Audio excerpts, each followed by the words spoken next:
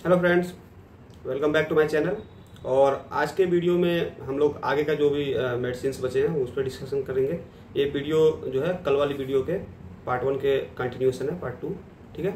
और हमारा टॉपिक चल रहा था कि कौन सी मेडिसिन हमको मेडिकल स्टोर पर रखना है, जो कि बहुत ज़रूरी होते हैं, स्पेशली अगर आप गाँव में प्रैक्टिस कर रहे हैं।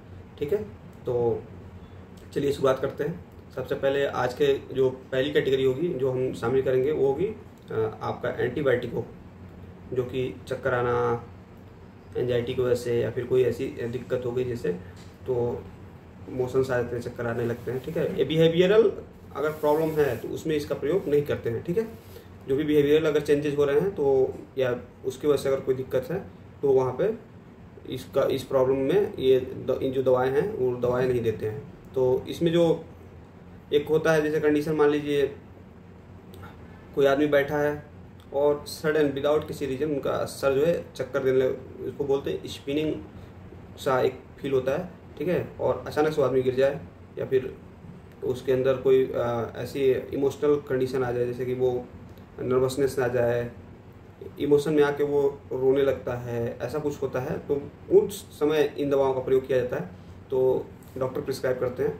तो जो सबसे पहली दवा है वो है प्रोक्लोरोप्राजीन। ठीक है, और ये इसका जो कंप्लीट नाम है वो है प्रोक्लोरप्राजीन मैलिएट के नाम से आता है, और ये माउथ डिस्पर्सिबल होता है, एमडी शॉर्टकट में लिखा होता है। ये मुंह के अंदर आप डालेंगे, माउथ डिसॉल्विंग टैबलेट्स होते हैं, वो घुलनशील होते हैं, वो तुरंत ही घुल जाते हैं।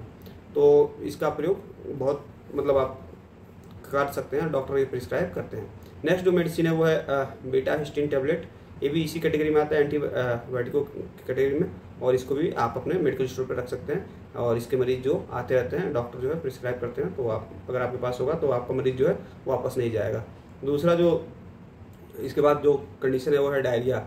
डायरिया जो है अभी आजकल जैसे गर्मी का मौसम चल रहा है और लोग जो है कुछ भी बाहर का इधर उधर का खा लेते हैं, और वो खाना इन्फेक्टेड भी हो सकता है, या फिर ज़्यादा ऑयली हो सकता है, या फिर ज़्यादा मसालेदार हो सकता है। तो उसकी वजह से क्या होता है कि लूज मोशन जो है वो हो सकता है लोगों को।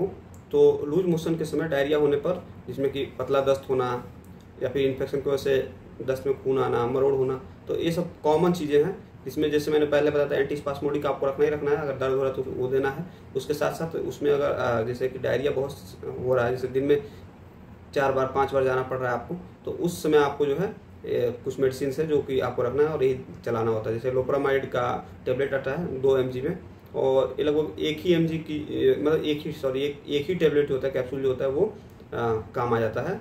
आगे दूसरा कैप्सूल आपको देने की ज़रूरत नहीं पड़ती है।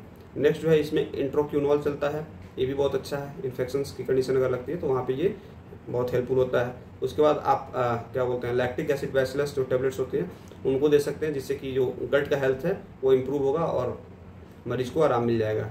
तो ये जो है एंटी डायरियल मेडिसिन थी। अब जो नेक्स्ट मेडिसिन कैटेगरी है वो है आपका स्लीपिंग पिल्स। स्लीपिंग पिल्स में एक ही मेडिसिन हम बताएंगे, वो आपको रखना होता है, बहुत इंपॉर्टेंट होती है। जैसे कि अल्प्रोजोलम टैबलेट होता है, 0.50 mg में आता है।